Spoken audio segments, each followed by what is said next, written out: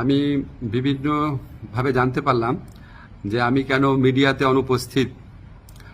এটা নিয়ে সোশ্যাল মিডিয়াতে বিশেষ করে বিভিন্ন জল্পনা কল্পনা হচ্ছে এবং কেউ কেউ এই ধরনের আজগুবি কথাও বলছেন যে আমি নাকি বিদেশে চলে যাচ্ছি।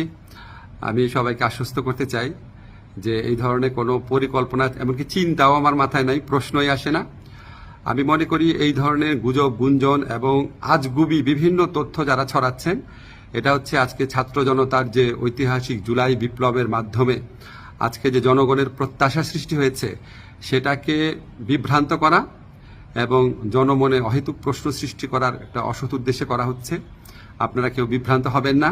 তবে এটা ঠিক, আমি একটু মিডিয়াতে কম আসছি কারণ আমার অনেক কাজ, এবং আমার কাছে মনে হয়েছে যদি আমার কার্যক্রমে যদি কোনো অগ্রগতি হয় সেটা আমি জানাবো। কিছু অগ্রগতি হচ্ছে, অল্প কিছুদিনের মধ্যে আপনাদেরকে অগ্রগতিগুলো জানাবো।